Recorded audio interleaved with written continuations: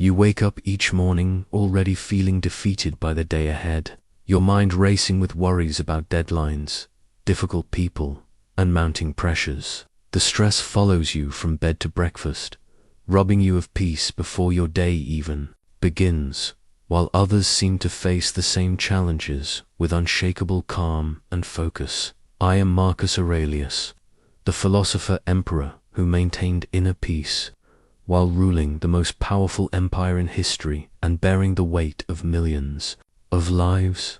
For decades, I faced plagues, wars, betrayals, and the crushing responsibility of governing Rome. Yet I developed morning practices that gave me a fortress of mental strength that no external pressure could penetrate. What I discovered through my daily meditations will transform how you begin each day, giving you the stoic principles that can turn your morning into a foundation of unbreakable mental resilience. The same philosophy that sustained an emperor through the darkest times can sustain anyone facing modern stress and uncertainty. But first, like this video, subscribe for more stoic wisdom, and comment where you're watching from. I want to see how far the need for morning mental strength has spread across our world. Every morning, before the purple cloak touched my shoulders, I was simply Marcus, a man with doubts, fears, and the same human frailties that plague every soul.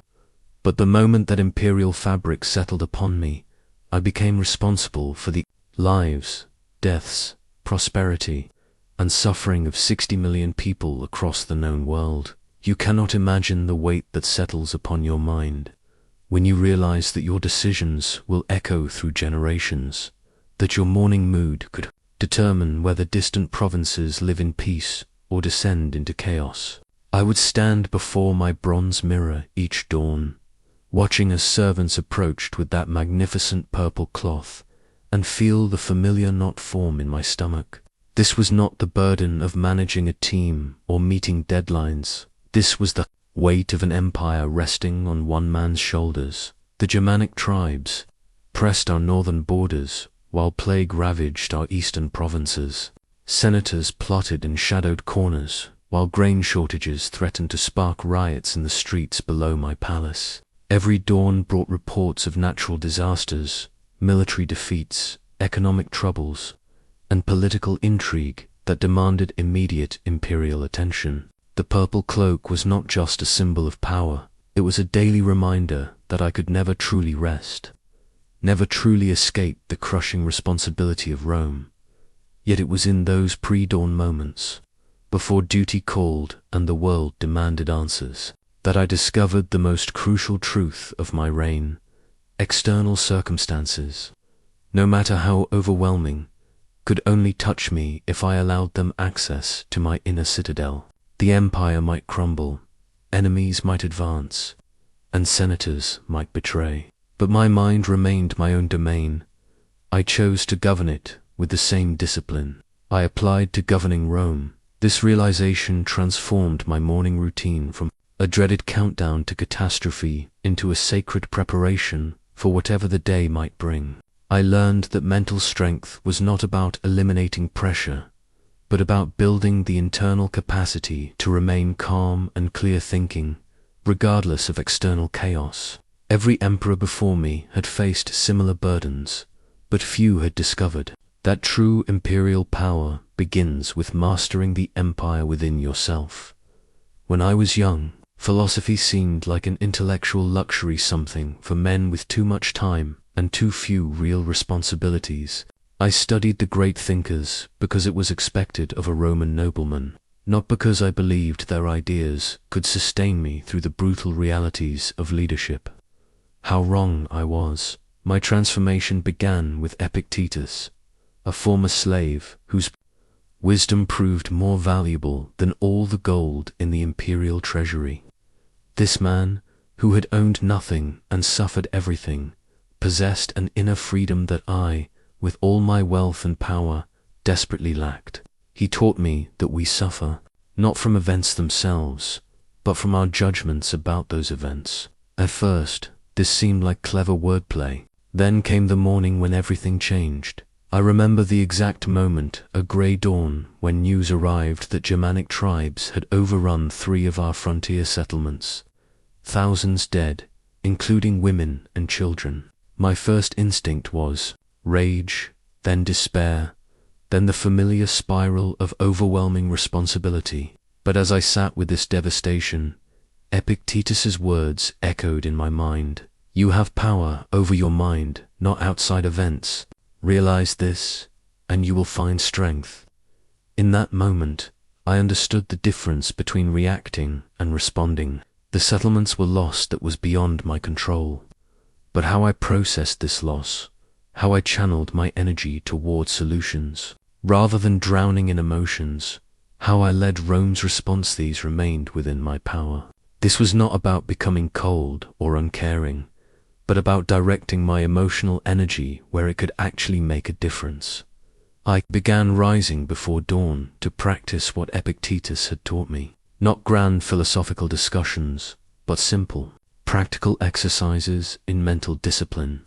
I would remind myself each morning that today would bring difficulties I could not control, people who would disappoint me, and circumstances that would test my patience. Instead of being surprised and overwhelmed by these inevitable challenges, I could prepare for them mentally and emotionally. The Stoic practice became my daily medicine. When senators betrayed my trust, I reminded myself that their actions belonged to them, not me. When plagues ravaged our provinces, I focused on organizing relief efforts rather than cursing the gods. When my own son turned against me, I chose to see this as an opportunity to practice unconditional love rather than bitter resentment. Philosophy transformed from intellectual exercise to survival tool. The same principles that helped a slave maintain dignity in chains helped an emperor maintain sanity under the weight of an empire. Stoicism was not about suppressing emotions or accepting defeat. It was about channeling all your energy toward what you could actually influence while finding peace with everything else. This ancient wisdom proved more practical than any military strategy or political advice I ever received. The bronze mirror in my private chambers reflected more than just my physical appearance. It became the gateway to honest self-examination that would determine whether I ruled wisely or foolishly that day. Each morning, before advisors could whisper flattery in my ears, or subjects could bow in false reverence, I forced myself to confront the man behind the imperial mask. I would ask myself the same questions that you must ask yourself each dawn. What kind of person did I choose to be yesterday? Where did I allow my emotions to control my actions instead of my principles guiding my responses? When did I speak from ego rather than wisdom? These questions stung, especially when I answered them honestly. The morning after I had publicly humiliated a senator who questioned my border policies, I stared into that bronze surface and saw not an emperor, but a small man whose pride had been wounded. Yes, the senator had been disrespectful, but my response came from vanity, not justice. I had used imperial power to soothe personal insecurity, exactly the kind of weakness that destroys empires from within. This practice of ruthless mourning, honesty became the foundation of every other discipline I developed. You cannot build mental strength on self-deception any more than you can build a fortress on quicksand. Most people begin their days by immediately focusing, outward checking messages, reviewing schedules, worrying about other people's actions. I learned to begin by looking inward, taking inventory of my own character before attempting to influence anyone else. The reflection was not meant to be self-flagellation. I was not seeking to destroy my confidence or create paralyzing guilt about past mistakes. Instead, I was practicing the kind of honest assessment that allows for genuine improvement. A general who refuses to acknowledge his army's weaknesses will lose every battle. A leader who cannot see his own flaws will repeat them endlessly. I would identify specific behaviors I wanted to change and specific virtues I wanted to embody that day. If I had been impatient with my advisors yesterday, I would consciously choose patience as my morning intention. If I had made decisions based on fear rather than wisdom, I would commit to courage and careful deliberation in today's choices. This morning, reflection taught me that character is not a fixed trait, but a daily choice.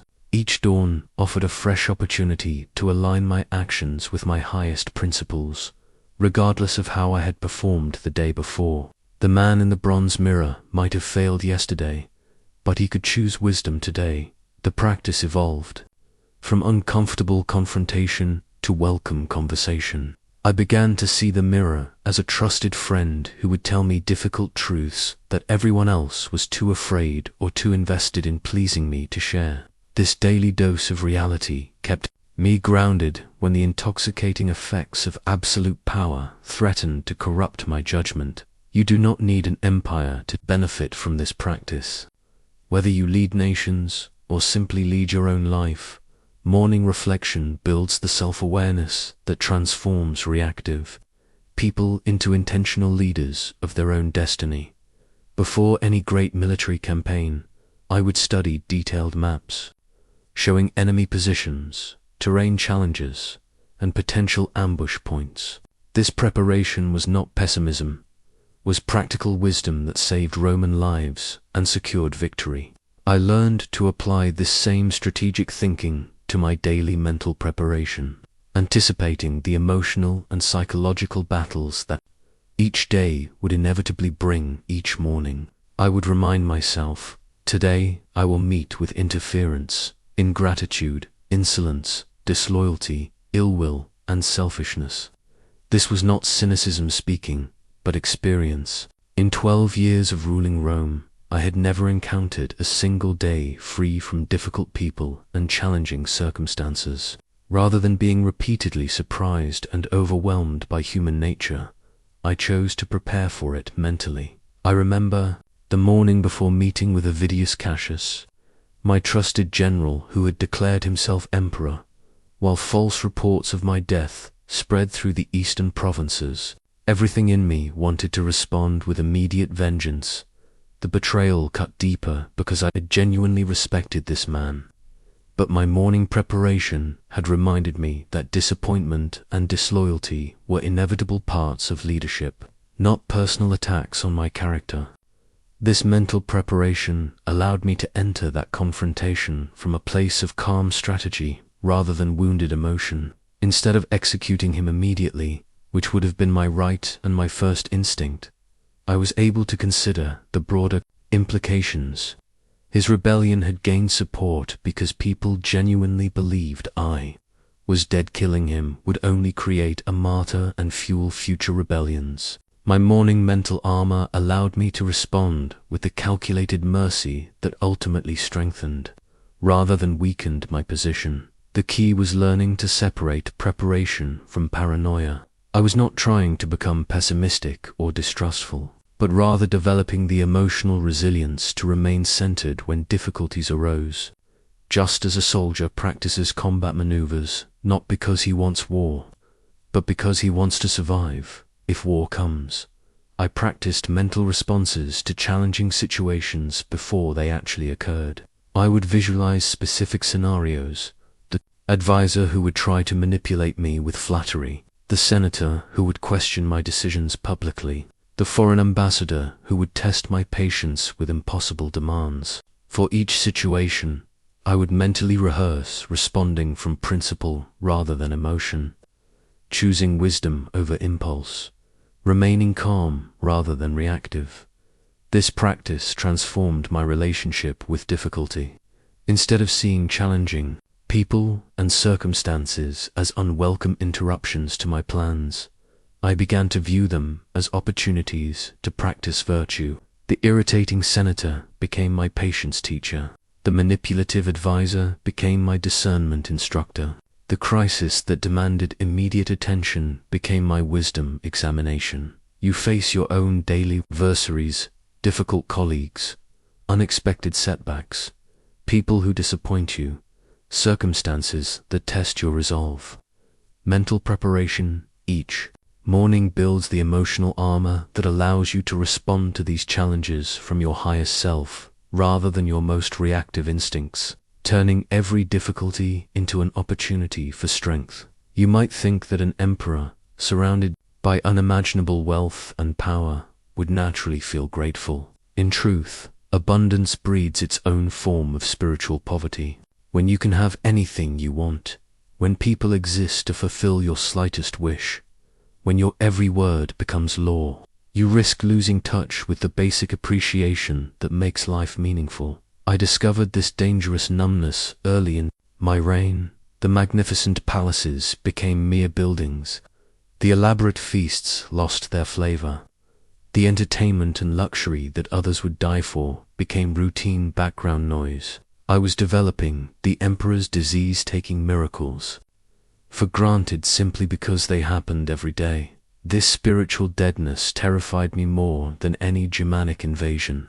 A man who cannot appreciate what he has will never be satisfied, no matter how much more he acquires. Worse, an ungrateful leader becomes tyrannical, always demanding more from others while contributing less of himself. I had seen this pattern destroy previous emperors who began their reigns with noble intentions, but gradually became consumed by entitlement. My morning gratitude practice began as medicine for this imperial sickness. Each dawn, I would hold a simple stone from the garden, nothing precious or ornate, just a smooth river rock that reminded me of basic abundance. I would force myself to acknowledge gifts I had started taking for granted: the clean water that flowed through Roman aqueducts while people in distant lands walked miles for a single cup, the safety that allowed me to sleep peacefully while soldiers stood guard through dangerous nights, the loyalty of friends who served Rome not for personal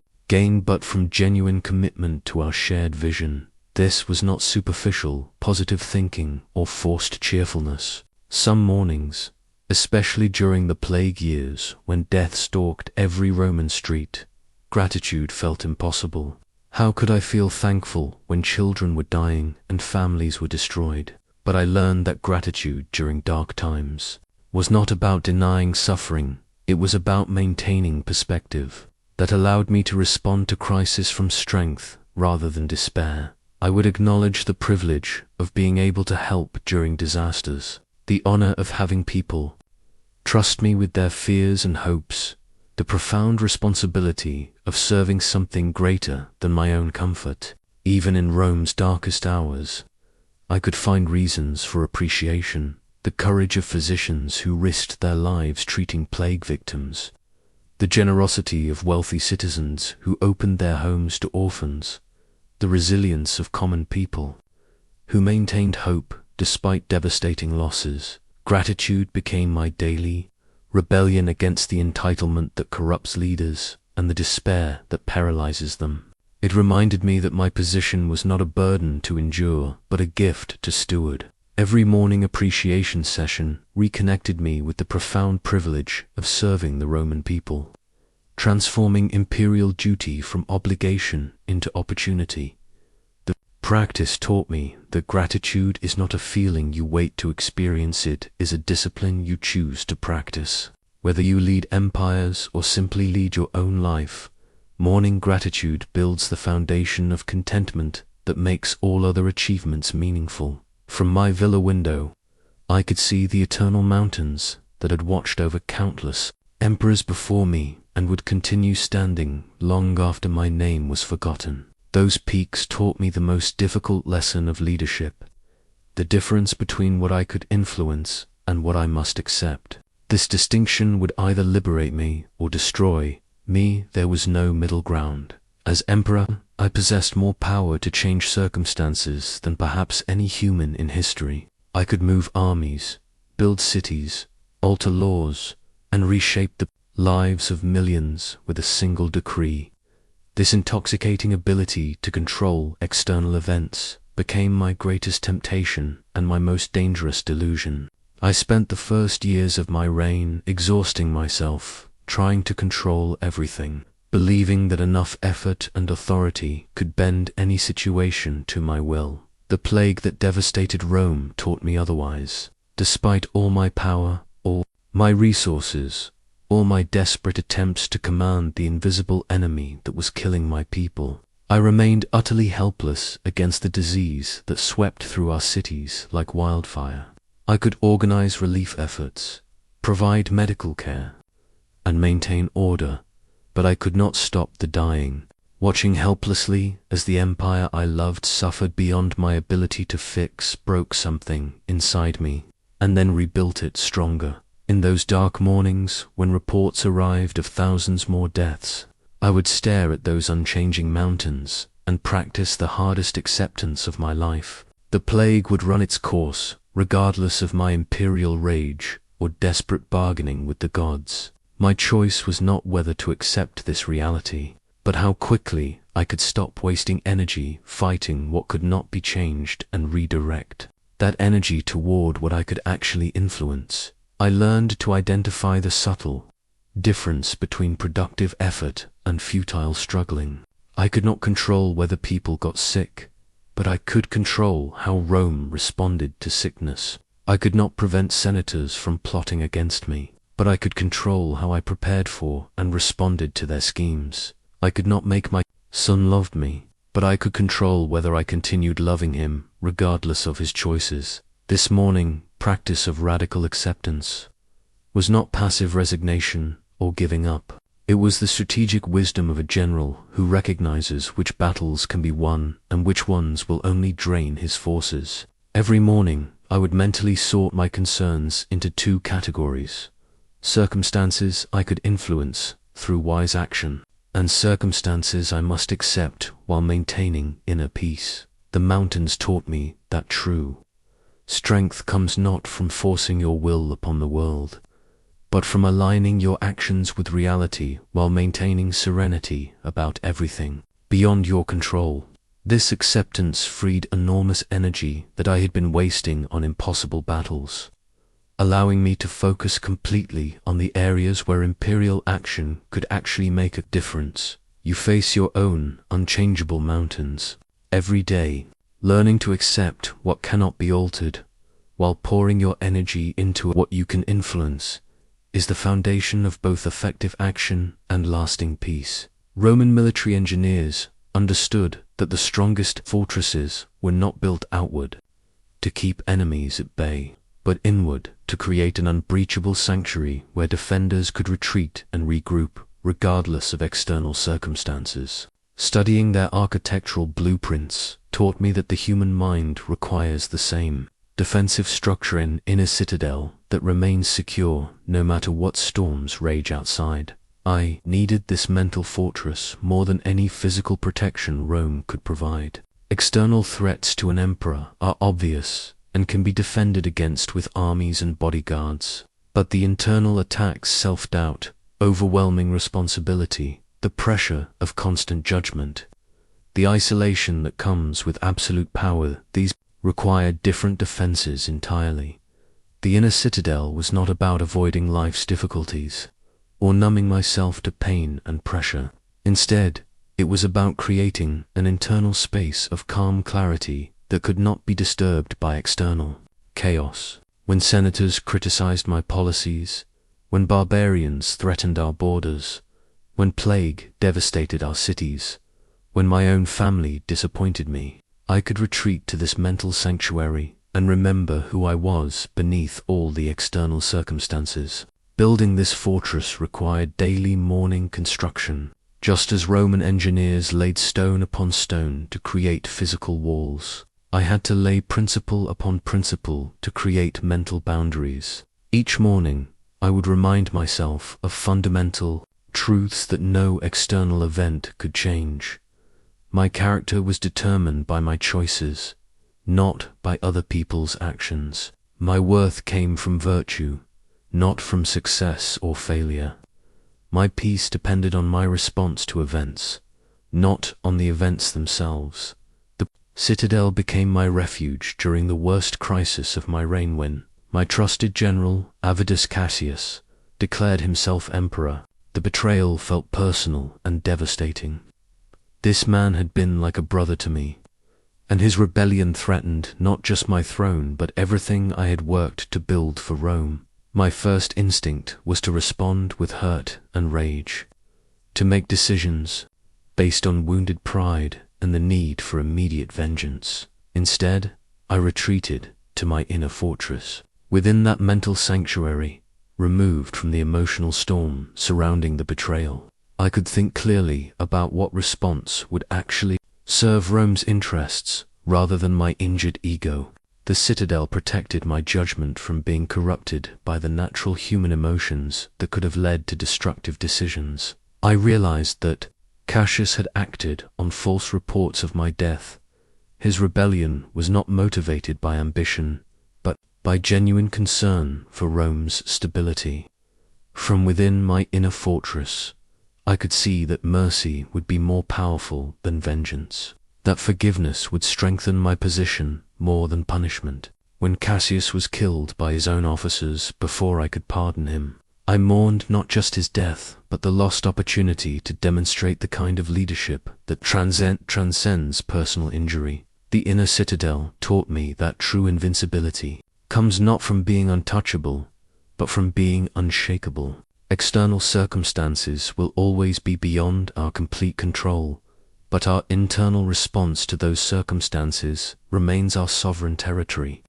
Each morning, you can choose to strengthen these mental defenses, building a fortress of calm that serves as your foundation for wise action, regardless of what chaos surrounds you. I kept a simple coin bearing the image of death in my morning meditation space, not from morbid fascination, but because mortality proved to be my wisest counselor. In a world where everyone told me what I wanted to hear, death alone spoke the truth, that all my power, wealth, and achievements were temporary, and that this knowledge could either terrify me into paralysis or liberate me into authentic living. Most people spend enormous energy avoiding thoughts of death, as if ignoring mortality could somehow defeat it. As emperor, I was surrounded by people who encouraged this delusion, treating me as if my power made me somehow exempt from the human condition. They spoke of my reign as if it would last forever, of my decisions as if they would echo through eternity, of my person as if I were more God than man. The morning plague reports shattered these comfortable illusions. When death stalked every Roman street, when citizens who had seemed invincible yesterday were gone today, when the mightiest empire in history proved utterly helpless against an invisible enemy, I could no longer pretend that my imperial status offered any protection against the fundamental facts of human existence. This daily confrontation with mortality became the foundation of my mental strength.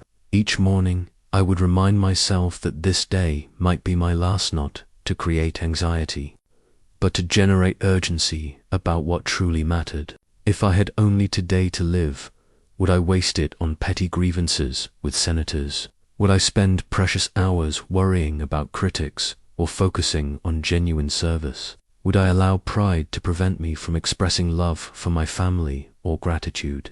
Two loyal friends. Death's proximity taught me to distinguish between urgent and important. The political crisis that seemed catastrophic in the moment would be forgotten within decades.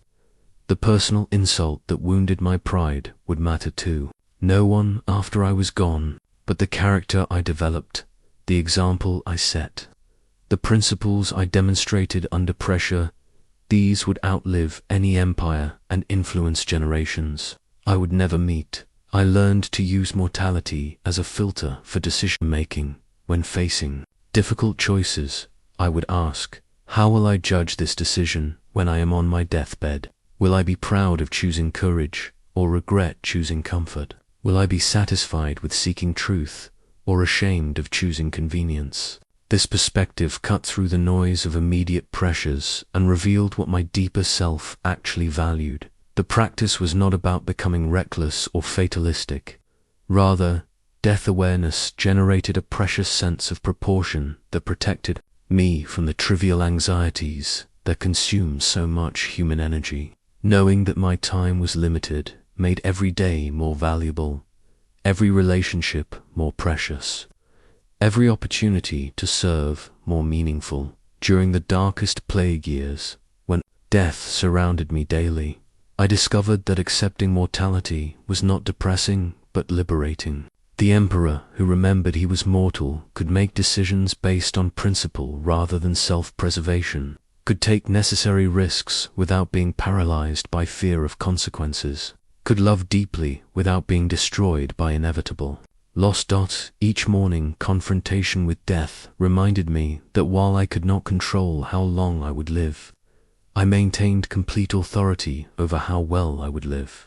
This knowledge transformed every dawn into a gift and every choice into an opportunity to create something worthy of the brief time I had been given. The sundial in my private garden became my teacher in the art of presence. Unlike the elaborate timepieces that filled the palace, this simple stone circle marked only the current moment, no past hours to regret, no future time to anxiously anticipate, only the shadow that fell precisely where it belonged in this eternal now. As emperor, I lived in constant tension between past and future. Military advisors wanted me to learn from historical battles while preparing for wars that might never come. Economic counselors demanded I consider yesterday's tax revenues while planning tomorrow's infrastructure projects. Political allies insisted I remember past favors while positioning for future alliances. This mental time travel was slowly driving me insane. I spent mornings replaying conversations from the previous day, analyzing what I should have said differently, wondering if I had offended someone important or missed a crucial opportunity. Then I would leap forward into imaginary futures, worrying about problems that might never occur, creating elaborate plans for scenarios that existed only in my anxious imagination. Meanwhile, the actual present moment, the only time when I could actually think, decide, or act, slipped by unnoticed and unused. The turning point came during a particularly challenging morning when reports arrived of 3 separate crises, demanding immediate attention: a border skirmish requiring military response, a grain shortage threatening urban stability, and a diplomatic dispute that could spark a larger conflict. My mind immediately began racing between past precedents and future consequences, trying to solve all 3 problems simultaneously while becoming effectively paralyzed by the overwhelming complexity. Then I noticed the sundial's shadow, falling exactly where it belonged for this moment in this day. Not yesterday's position, not tomorrow's possibility, but here, now, precisely aligned with reality. That shadow taught me something my philosophers had explained, but I had never truly understood. The present moment is the only place where problems can actually be solved, decisions can actually be made, and life can actually be lived. I began each morning by sitting beside that sundial, learning to anchor my attention in the current moment rather than allowing it to scatter across time. This was not about ignoring past lessons or future planning, but about doing both from a centered awareness that remained grounded in present reality. I could learn from yesterday's mistakes without being imprisoned by regret. I could prepare for tomorrow's challenges without being paralyzed by anxiety. The practice transformed my effectiveness as emperor. Instead of trying to solve multiple problems simultaneously while being fully present to none, I learned to bring complete attention to whatever demanded my focus in this moment. When meeting with military advisors, I was entirely there, not mentally rehearsing my next appointment. When reviewing economic reports, I absorbed the information fully, rather than rushing through to reach future tasks. Present moment awareness became my secret weapon against the overwhelming nature of imperial responsibility. Rather than being crushed by the weight of governing an empire, I learned to govern one moment at a time, making each decision from a place of calm clarity rather than scattered anxiety. The sundial taught me that true power exists only in the present. Everything else is memory or imagination in the palace smithy. I would watch craftsmen transform raw iron into magnificent weapons and tools through the application of heat and pressure, The blacksmith's hammer that seemed to attack the metal was actually its creator, forcing formless material into useful shape. This process taught me the most counterintuitive truth of leadership. Obstacles are not impediments to success, are the very material from which success is forged. When the Antonine Plague swept through Rome, killing perhaps 5 million people across the empire, my first response was to see this catastrophe as a terrible interruption to the peaceful, prosperous reign I had planned. The disease was destroying everything I had worked to build, threatening the stability that Rome desperately needed, creating chaos where I had hoped to establish order. I saw the plague as my enemy, something to be fought and defeated so that real leadership could resume. This perspective nearly broke me.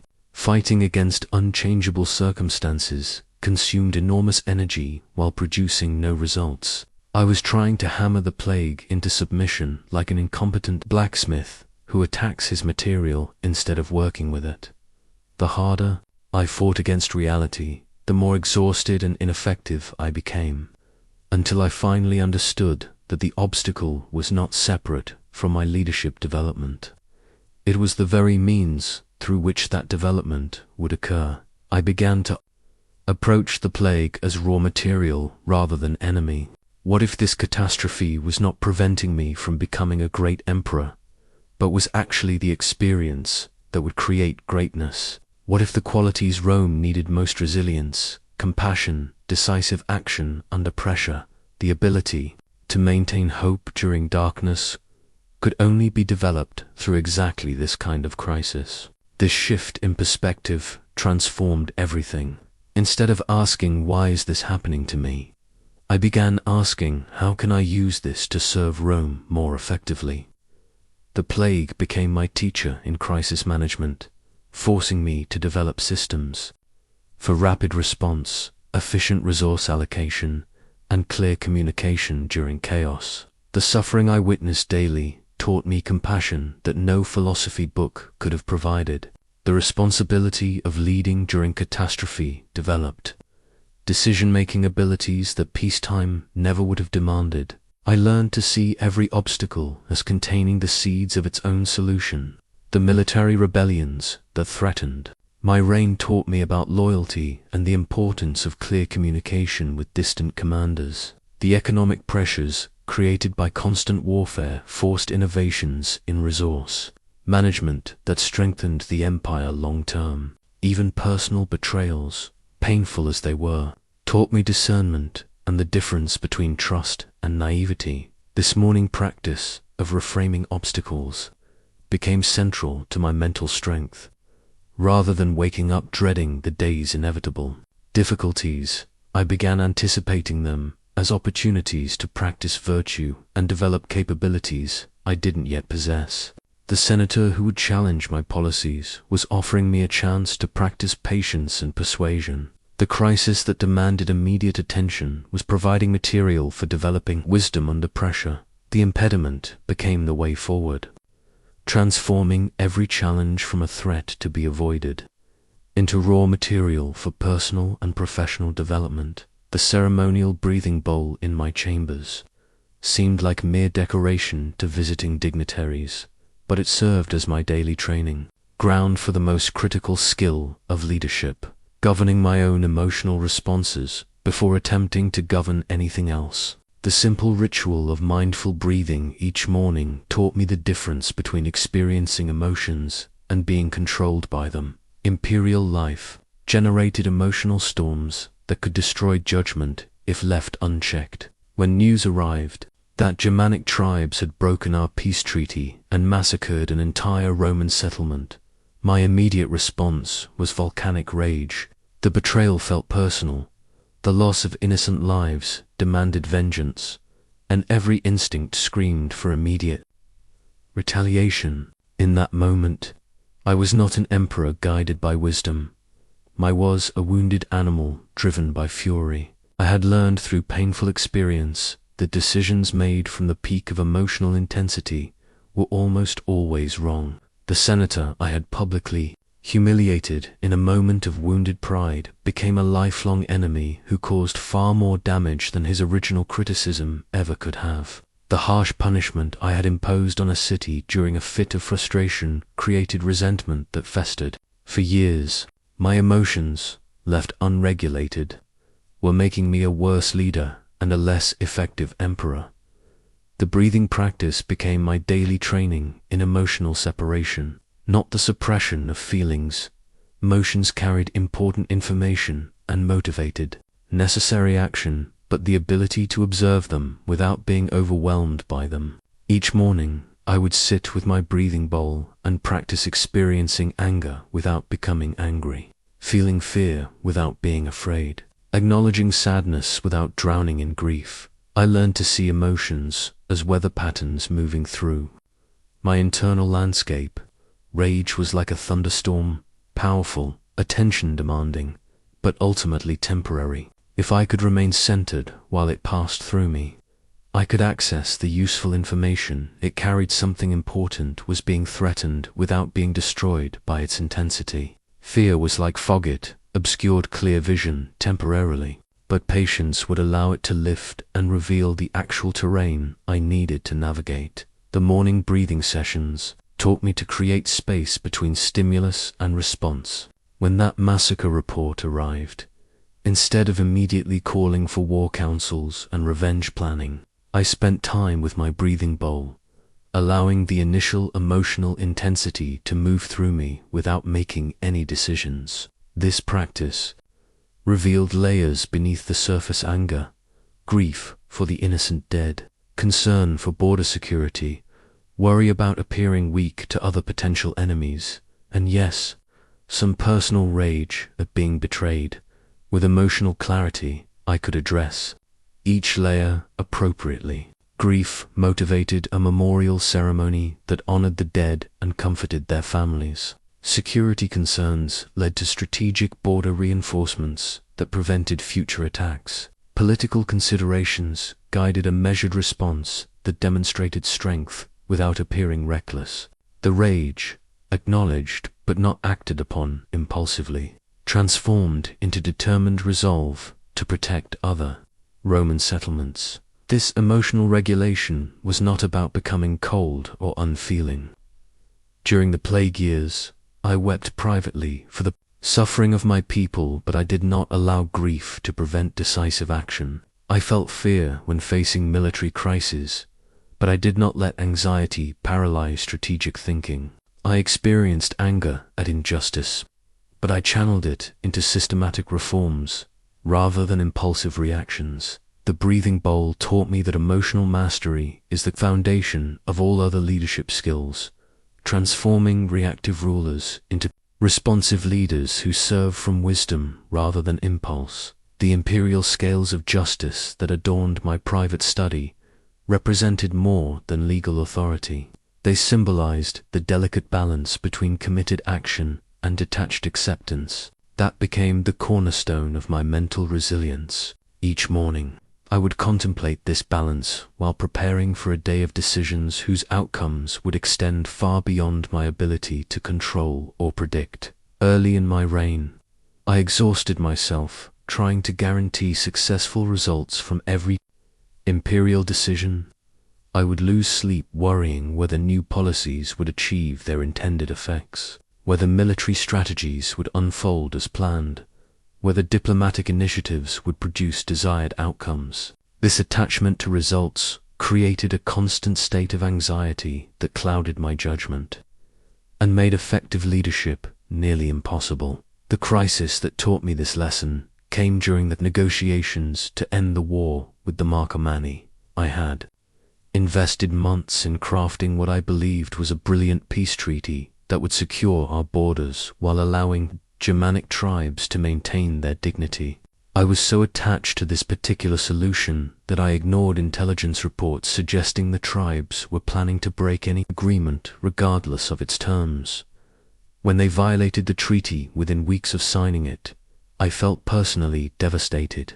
My attachment to the success of my diplomatic approach had blinded me to warning signs and prevented me from developing contingency plans. Worse, My emotional investment in one strategy had created tunnel vision that made me less effective at adapting to changing circumstances. I learned to separate my duty to choose wise actions from my attachment to controlling their outcomes. Each morning, I would remind myself that my responsibility was to make the best decisions possible with available information, then to remain flexible and responsive as results unfolded. Success or failure of any particular initiative reflected countless factors beyond my control: the choices of other people, the influence of circumstances I couldn't predict, the intersection of events happening simultaneously across the empire. This practice liberated enormous mental energy that I had been wasting on anxiety about uncontrollable outcomes. Instead of lying awake worrying whether my policies would work perfectly, I could focus completely on making them as good as possible. Instead of being paralyzed by fear of failure, I could take necessary risks while remaining prepared to adapt if results differed from expectations. The approach transformed my relationship with both success and failure. When military campaigns succeeded, I could appreciate the victory without becoming overconfident about my strategic abilities. When policies failed, I could learn from the experience without being crushed by personal disappointment. Both outcomes became information for improving future decisions rather than judgments on my worth as emperor. I applied this principle to my most painful personal challenge, my relationship with my son Commodus. My duty as father was to provide the best guidance, education, and example possible, but I could not control whether he would choose to follow that guidance or what kind of man he would ultimately become. Attaching my sense of success as father to his life choices would have destroyed both of us. This morning practice of recommitting to duty while releasing attachment to results created sustainable motivation that could survive both triumph and disaster, allowing me to serve Rome with full energy while maintaining the inner peace that makes long-term leadership possible. The detailed map of the Roman Empire that dominated my morning study revealed far more than territorial boundaries. It showed the intricate web of human connection that bound together millions of lives across 3 continents. Each morning, I would trace my finger across this map while meditating on the profound interdependence that made both the empire and my own existence possible. Imperial power created dangerous illusions of separation and superiority. Surrounded by servants who existed to fulfill my needs, advisors who agreed with my opinions, and subjects who bowed to my authority, I could easily forget that my life depended on countless other people whose names I would never know. The farmer in distant Gaul whose grain fed Roman citizens, the soldier on the Germanic frontier whose vigilance protected my sleep, the merchant whose trade routes sustained imperial commerce were as essential to my daily existence as my own heartbeat. This morning, practice of conscious connection began during the plague years when death stripped away the artificial barriers that normally separated emperor from subject. Disease did not respect rank or wealth. Senators died alongside slaves. Wealthy merchants perished while poor laborers survived. An imperial privilege provided no protection against the invisible enemy that stalked every Roman street. In those dark times, I realized that beneath all the elaborate social hierarchies, we shared the same fundamental vulnerability, the same capacity for suffering, the same need for hope.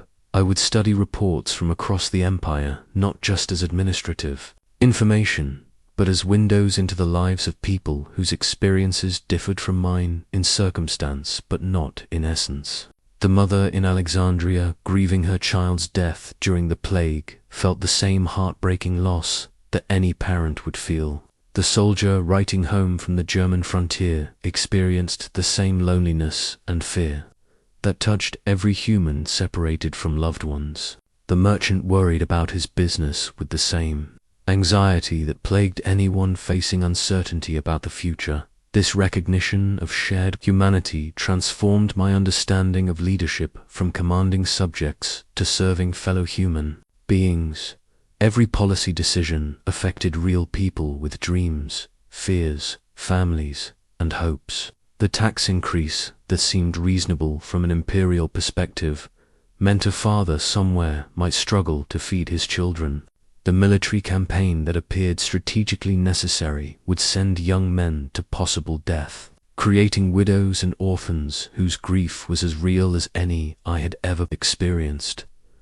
The practice deepened my sense of responsibility, while paradoxically lightening its emotional burden. When I saw myself as the sole bearer of imperial weight, the pressure was crushing. When I remembered that I was part of a vast human community working together toward common flourishing, the load became shared.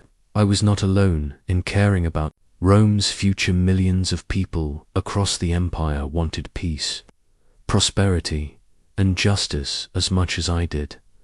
This morning meditation on universal connection also provided perspective during personal attacks and criticism. The senator who questioned my policies was not my enemy, but a fellow human trying to serve Rome according to his understanding. The general who challenged my military strategy was not betraying me, but expressing legitimate concerns about protecting Roman lives. Even those who opposed me were motivated by values and fears that I could recognize and respect. The map taught me that true strength comes not from isolation at the top of hierarchy, but from conscious participation in the vast network of human connection that sustains all life. The small bronze weights in my private gymnasium seemed insignificant compared to the massive military equipment stored throughout the palace. Yet these simple training tools taught me the most important lesson about building lasting strength. Consistency in small efforts creates greater power than sporadic grand gestures. I had initially believed that imperial character was forged through great moments, decisive battles, crucial negotiations, dramatic responses to major crises. These significant events certainly tested and revealed character, but I discovered they did not create it. Character was built through countless small choices made when no one was watching, through tiny disciplines practiced when motivation was low, through minor acts of virtue repeated until they became automatic responses. Each morning, I would lift those bronze weights not because any single session would make me significantly stronger, but because the accumulated effect of daily practice would prepare my body for whatever physical demands the day might bring. This simple routine taught me to apply the same principle to mental and moral development. Rather than waiting for major opportunities to demonstrate virtue, I began looking for small chances to practice courage, patience, justice, and wisdom throughout ordinary days. The practice started with trivial moments that seemed unworthy of imperial attention.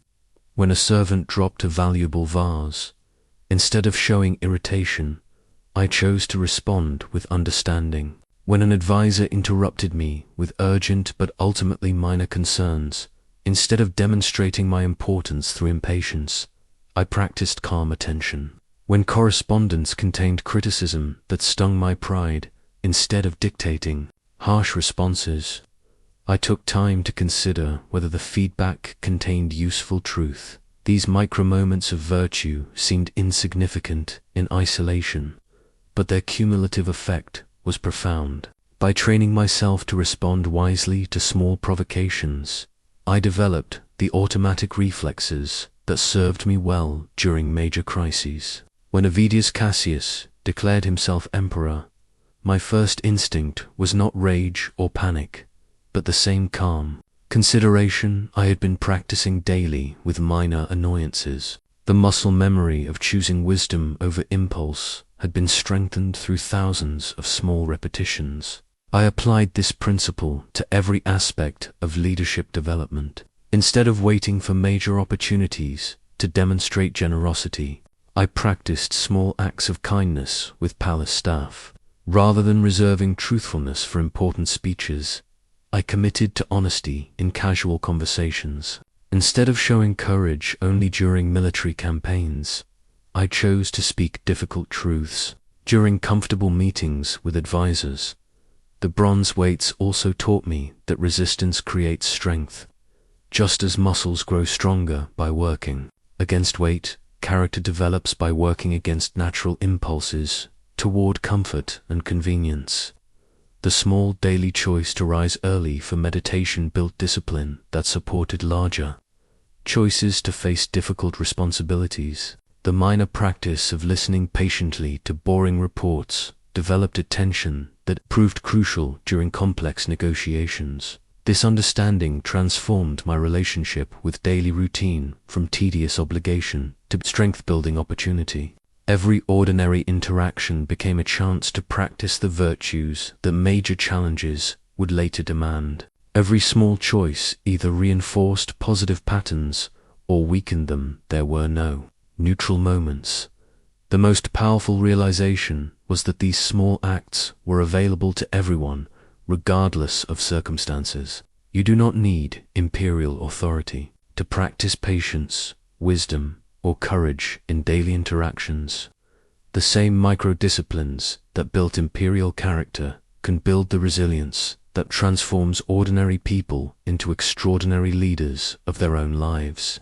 One small choice at a time. The succession crown that would one day pass to my heir sat in its place of honor, reminding me each morning that the true measure of an emperor was not the territory conquered or wealth accumulated, but the wisdom developed and passed forward to future generations. My morning practices had transformed me from a reluctant ruler into a philosopher king, and now I could see how these same principles would serve anyone facing the inevitable leadership challenges that life presents. Looking back, across nearly 2 decades of rule, I could trace a direct line from those early dawn meditations to every significant decision that had shaped Rome's destiny. The morning reflection that taught me honest self-assessment prevented the arrogance that destroyed previous emperors. The daily gratitude practice that grounded me in appreciation sustained my service through the darkest plague years.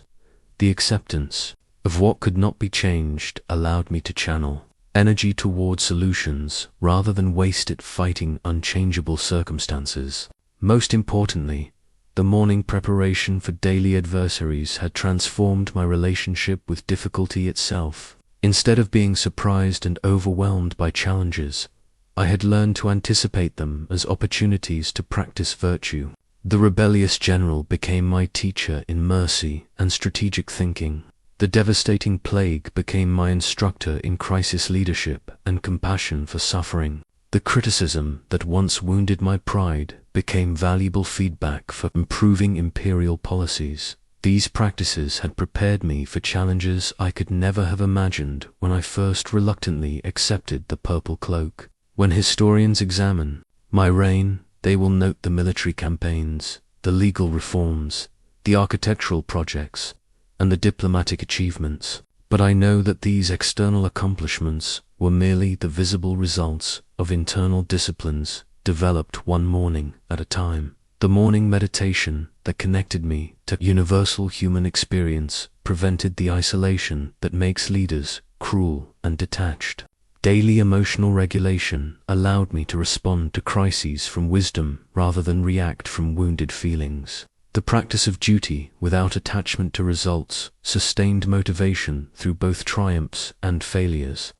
Small daily acts of virtue built the character strength that major moments would demand and reveal. Perhaps most significantly, these morning practices had taught me that true imperial power was not the ability to command others, but the capacity to govern myself. The emperor who could not control his own emotions, thoughts, and reactions would inevitably become slave to circumstances and other people's opinions. But the leader who had developed inner mastery could remain free and effective regardless of external pressures. I had entered imperial service believing that character was fixed, that people were naturally strong or weak, wise or foolish, virtuous or corrupt. The morning disciplines taught me that character was actually a daily choice, a practice that could be developed through consistent small efforts. This discovery was perhaps the most hopeful insight of my entire reign. Anyone willing to commit to daily inner work could develop the mental strength necessary for whatever leadership responsibilities life would demand. The crown before me represented not just political succession, but the continuation of wisdom that transcends any particular empire or era. The principles I had learned through governing Rome would serve anyone called to govern their own life with courage, wisdom, and integrity. The universal sundial design that my engineers created could function accurately anywhere in the world, regardless of latitude or season, a perfect metaphor for how the morning practices that sustained an emperor can be adapted to serve anyone facing the timeless challenges of human existence. Whether you lead nations or simply lead your own life, these principles transcend time and circumstance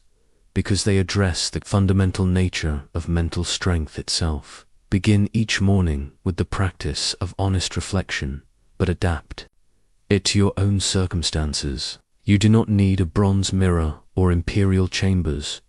Any quiet moment of truthful self-examination will serve. Ask yourself the same questions I asked. What kind of person did I choose to be yesterday? Where did I allow emotions to override principles? When did I speak from ego rather than wisdom? This daily inventory builds the self-awareness that transforms reactive people into intentional leaders of their own destiny. Prepare mentally for the day's inevitable difficulties, but focus on the challenges specific to your life.